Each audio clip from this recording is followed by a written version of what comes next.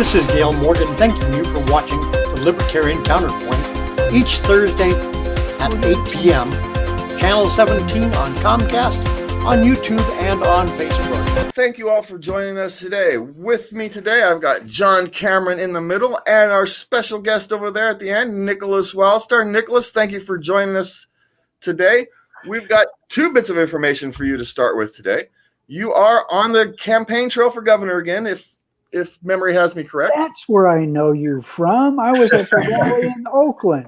Yeah. Oh, yeah. Okay. There we go. Yeah, you remember now. Short bald guy. Yeah.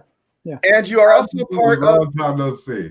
Yeah, and you're also part of the recall effort. So if you can take us 30 seconds to give everybody where they can go find some information about these things. Absolutely. Well, yes, as James just so handsomely put it, I am running for governor of California in 2022. I was the 2018 Libertarian candidate. I look a bit different, but still am the same guy through and through. And I'm offering to do the same thing as far as, reducing the size of government and the amount of taxes that we're paying here in the state, improving our homeless situation. So if you would like to find out more about what I've been or what I would like to do for the state, definitely visit my website, wildstar2022.com. And I've also been pounding the pavement since the beginning of March, I would say. Yeah, to recall Gavin Newsom due to his failures as governor of the state, not only before the lockdown, but during which. So there's tons of information and out there about him and his failures as an elected representative. So I've been out there collecting signatures, meeting hundreds of people and talking to them about how these lockdowns have pretty much interrupted their lives. So if more people out there would like to find out more about the recall effort, definitely visit recallgavin2020.com. And on that website, the petition is available. So do as you choose as far as informing others. All right. Well, let's hop right in there talking about the incompetence of our state. The EDD scam has kind of get full to light where we've got prisoners who have somehow managed to get billions of dollars, or people getting money in their name. I guess Scott Peterson's lawyers came out and said he didn't do it. Someone was doing it in his name. But how in the heck this even happens is kind of a mess. Then you've got the whole Bank of America EDD debit cards are scamming. People have lost all their unemployment benefits to scammers because they wouldn't put the chip that they mandate for everybody else on the cards that the government gives to unemployment workers. So this whole EDD scam has exposed that this decades-long problem with EDD. John, I know you have an opinion on this one. An opinion? No, I got an opinion on stuff I've never even heard of. So I got an opinion on this. So before the California information came out about they could be upwards of $1 billion.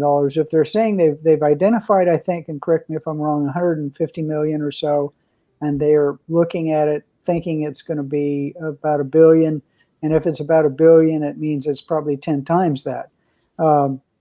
The EDD has been a disaster from day one. They have had the same incompetent external data folks involved with trying to get their programs up to the late 1980s, much less into 2020.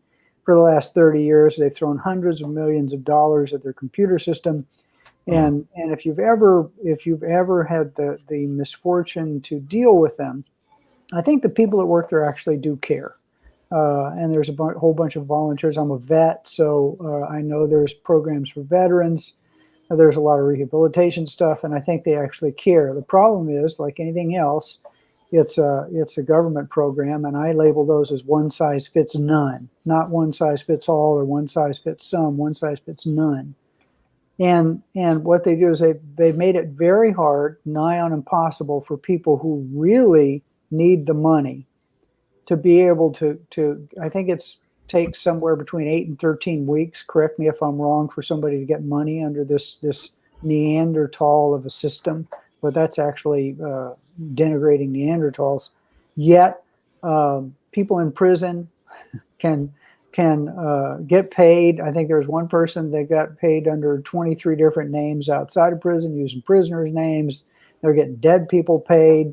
And the national organizations looked at fraud, and they said early in the game, and I think this was in April or May, that more fraud, there have been more unemployment fraud paid out, fraudulent claims, in 2020 than all of the unemployment claims paid out in 2019. So you look at, you throw around this $1 billion number like it's nothing.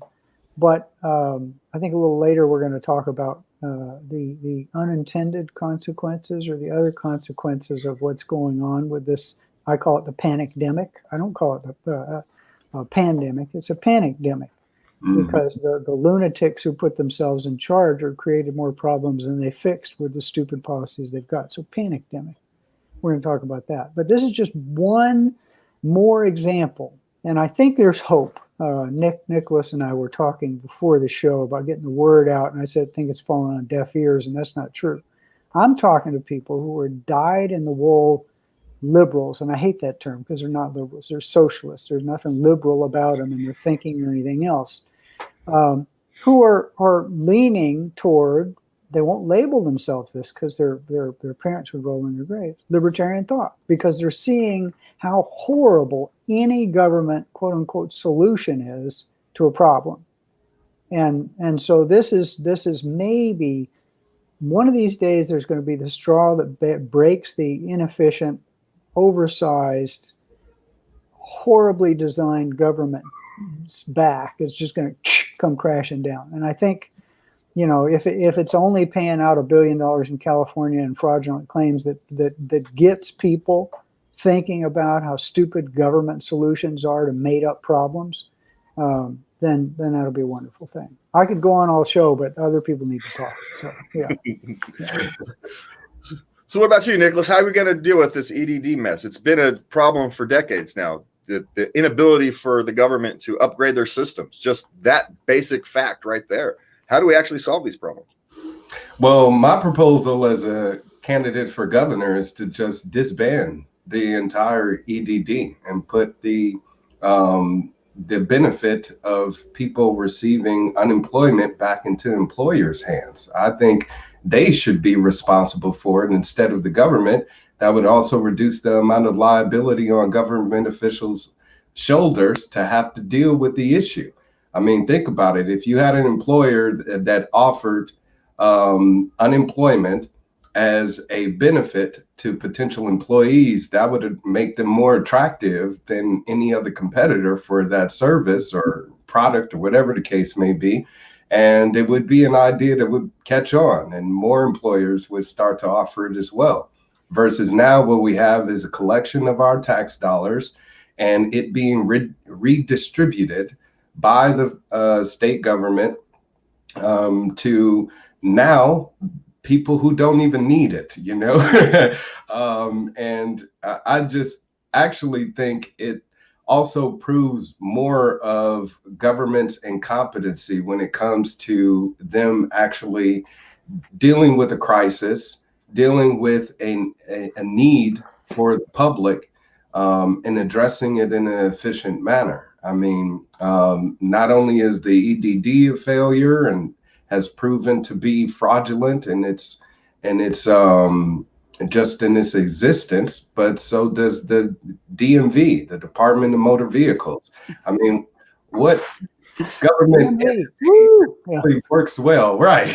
And at least the people at EDD are happy to help you. You go to the DMV, they have an attitude, and I've even had to call this clerk's office to request a copy of my son's birth certificate, and they were extremely rude. They made it seem like, it was a privilege for me to even be speaking with them. And I'm like, wait a minute, I pay your salary with, with my tax dollars. And I think that's all being taken for granted right now, especially with the lockdown and people being rendered non-essential and not being able to work and provide a living for themselves. So if we want to get things back the way they were and give we the people the upper hand again, then we got to let them know that they work for us, not the other way around. And the best way to do that is just get rid of these government entities that have proven to be ineffective, that have proven to be incompetent, and find a different alternative. I want to give our average worker, the average bureaucrat, a bit of a lifeline here. It's not their fault. You can actually take the DMV or EDD or any of these programs, and if they had kept their original mission, kept it like small and focused, they could actually accomplish their goals. But mission creep, especially with the DMV, mission creep has made the DMV an absolute disaster. And I think that's on the fault of the politicians. And I want to make sure we're clear here that we're not blaming the bureaucrats. They're just people who've been hired to do a job, and they've been thrown under the bus by these politicians. But speaking of getting thrown under the bus by the politicians, Gavin Newsom back here on Saturday, Small Business Saturday, he encouraged people to get out and and shop at small businesses when he's closed half of them. Right.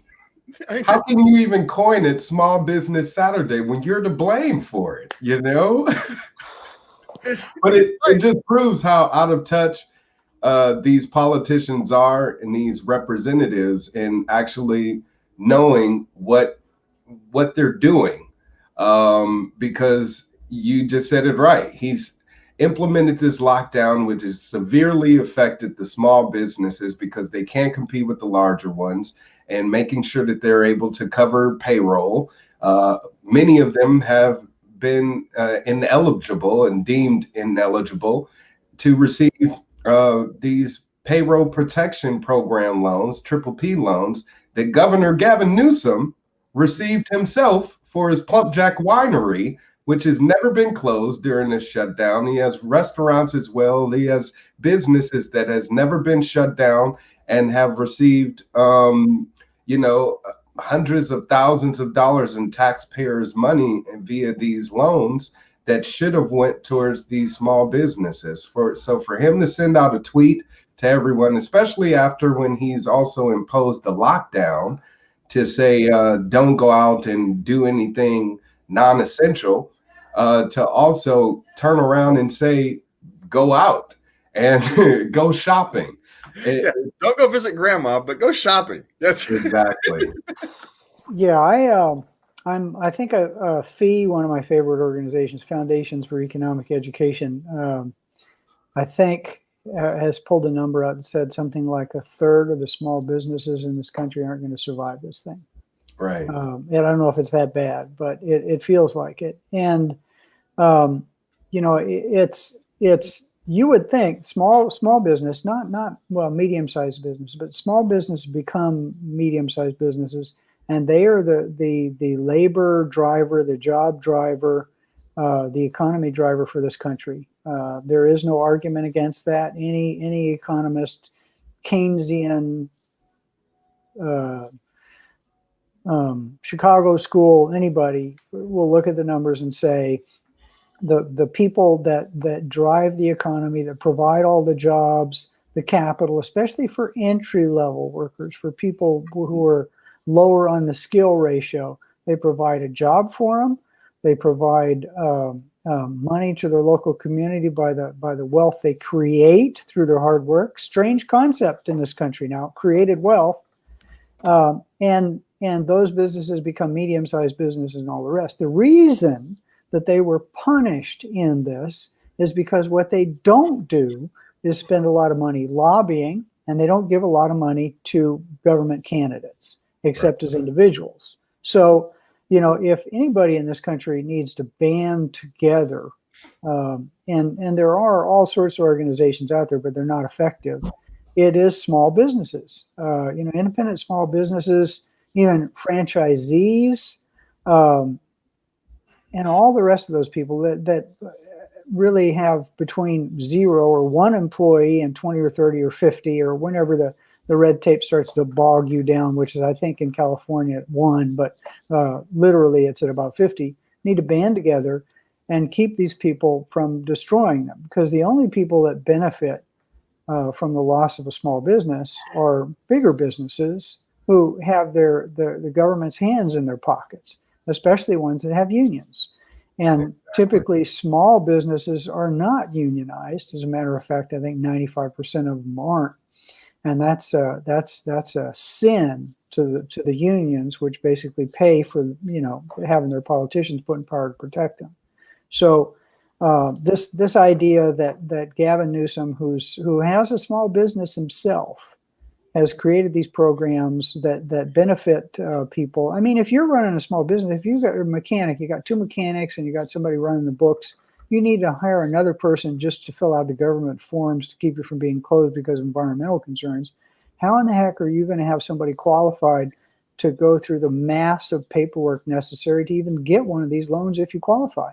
Mm-hmm. And let's say you had 1 coffee shop last year, and this year in February, because of you were doing so well, you opened a second one, and you created about 13 jobs doing that. It's just a little coffee shop. You got a lot of shifts, you got a manager, all the rest of that. If you went and asked these people for one of these payroll protection plan loans, they would base that loan not on what you're doing in February, but what your tax receipts were last year.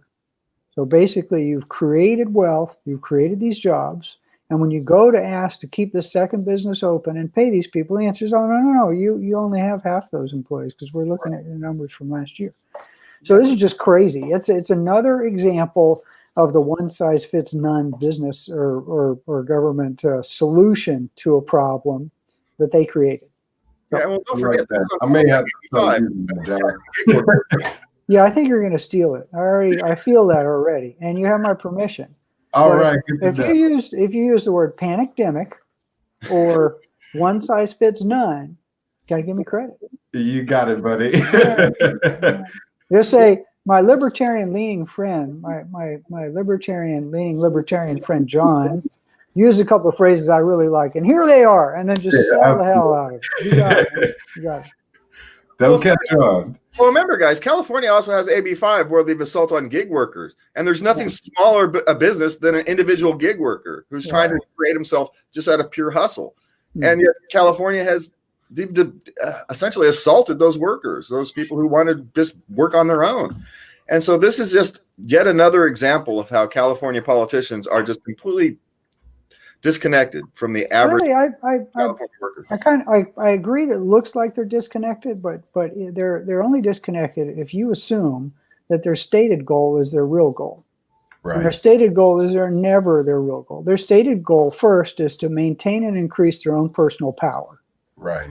The second goal of anybody in government is to increase tax revenues so that they can do the first goal, which is to maintain and increase their power. And the third role is to increase union representation by forcing people to join unions so that they get the money that the unions give them to maintain and increase their power. So the fourth goal might be helping people out. But if you could give those people sodium pentothal, they tell you they don't care a lick about what happens to gig workers. They just want more tax revenue, more union members, which will turn into more employees under their thumb in whatever department they work for, and more political donations come re-election time. So they're not out of step. They're just lying. They're lying about what their goals are. Yeah, I mean, if they flat out just said it was socialized employment that they're aiming to do, more people would be protesting against it. But that's exactly what we have here is government creating this one size fits none policy with AB5. I like it. It rolls right off your tongue. Thank you.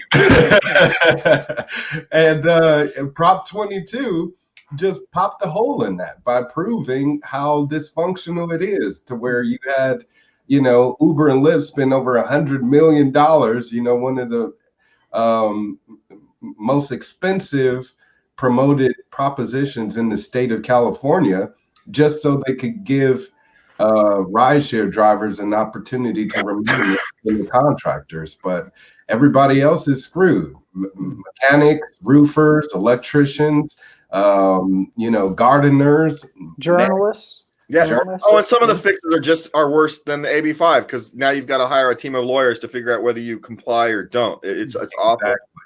But we're going to move on, Nickolas, because I want to talk to you about, you've been the one hitting the streets, talking to people. The consequences of the lockdown is we have more and more people on unemployment. And so what they call food insecurity is increasing. Have you been seeing that as you've been kind of traversing the state? Not necessarily. The belly aching seems to be more so that people want to just be able to live their lives as they did before the lockdown. They want to be able to meet with friends and family. They want to be able to go out and work and not be told that their line of work is not essential. Therefore, they are deemed,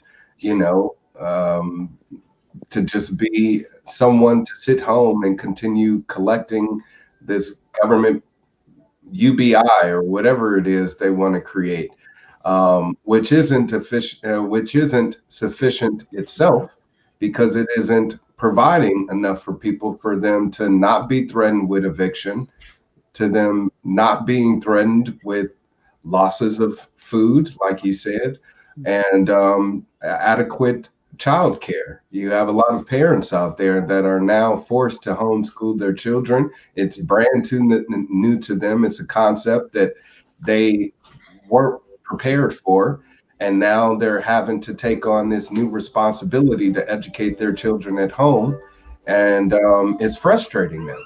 And as well as with them also having to work and keep a roof over their heads and provide for their family. So that's the biggest complaint that I've come across, is just people feeling frustrated because they're having to now juggle so many things just to live and live comfortably. So thankfully, you have a lot of people of the community reaching out to help each other when it comes to food shortages. You have food banks, local community food banks, where people are making meals readily available, especially to the children that are not able to go to school and receive, any meals while they're in school. So you got a lot of neighborhood Meals on Wheels programs popping up, but also you have government cracking down on them, saying, well, since you're not approved or licensed or authorized to do so, you're not going to be able to provide this assistance to people in the community. So it really ties our hands as far as us helping each other and more so having to rely on government. Yeah, I was kind of hoping that this whole thing would kind of break our reliance on the school system. We've actually asked our schools to do much more than educate our kids. Right. That maybe we can actually get them back to, just educating our kids, and we can actually kind of break that cycle. But it actually doesn't look like that's going to happen. It looks like we're going to get these schools are going to actually ask them to do more. Again, we get this whole mission creep thing, and they're not going to do it well. And so it's frustrating because, there is an opportunity here to look at and do something different, and we're just not going to do it. Exactly. It seems like I've disagreed with you twice already in this show, James. I'm sorry. I don't necessarily want to do that. But I think I'm talking to people who are finally starting to see some of the chinks in this propaganda arm that's called the California Teachers Association, who've convinced, they've dumbed down students so far and dumbed down their parents so far in previous generations, they actually believe this crap about students being underpaid. And if you do the math, they're actually getting paid pretty well for working 9 months out of the year. And then you put in the fact that they can retire at age 60 with a $70,000 pension. That means 2 teachers in retirement at age 60 who whined their whole time they were working about how poorly they were paid, now in retirement have $140,000 to travel with. And every time I go on a trip to a foreign country or on a cruise or anything, you know who's on that cruise with me or who's staying in that hotel? These poor teachers, because their hobby is international travel. And I'm wondering, I don't know a whole lot of poor people. Do you know a lot of poor people whose hobby is international travel? But apparently these poor teachers can do international travel. So that's one chink in the armor, which is wonderful. And the other is that these people who are homeschooling are seeing that their kids are getting a better education, turned loose themselves on parent-supervised programs on the internet that they had to come up with on their own because they were handed crap by the school district if they got anything, with about an hour or two's work with their parents, are making more progress than they were making stuck in the propaganda prison, which is a public school. And there, in that public school, they don't have to worry. When kids are at home, they don't have to worry about them getting bullied. They can have control over who they associate with. They can make sure they're not being propagandized and all the rest of that. You're going to see a lot of pressure on what people call public school, I call government school, which are basically, again, just money machines for teachers' unions so they can vote in politicians to keep them from having any competition. I mean, if you were to ask, and Nickolas, you talk to people, I think, more face-to-face than I do. It's my understanding from looking at the numbers that the people in this country who really want school vouchers aren't rich white people, because rich white people are already sending their kids to private schools. It is poor people of color who want to take the money that is being wasted on these horrible schools they're forced to send their kids to and send them someplace better. Is that what you're hearing? You're absolutely right. Many of them are seeing the inadequacy of the schools and the teachers, like you said, through their online schooling. And they're starting to see that firsthand, opposed to where before they drop their kids off at school, go to work, and there's that disconnect there. Well, now since they're having to be involved in the in educating their children, they're starting to see how the curriculum isn't really serving them any purpose at all. So you're right; it's actually exposing more of the flaws of our educational system more than ever. And they're seeing, or they're making the argument to say, instead of our tax dollars going towards paying for public schools, which we're not even able to utilize right now as a public service, but we're still continuing to have to pay for it. Why can't we have the option to use the money that we are contributing towards a better educational system, or like you said, a voucher program? So it's sad that taxpayers are finding themselves in like this catch-22 and are relying. We are out of time, Nickolas. I hate to cut you off, but we are out of time. And thank you all for watching. You can join us at libertariancounterpoint.com. You can catch Nickolas at Wildstar2022.com. All right. Well, I'll put a link in the description. Thank you all for watching. Thank Access Sacramento for having us on. Thanks, John and Nickolas, for being here. And please remember, love everybody. This is Gail Morgan thanking you for watching the Libertarian Counterpoint each Thursday at 8 p.m., Channel 17 on Comcast, on YouTube, and on Facebook. We invite you to come again next week for the Libertarian Counterpoint.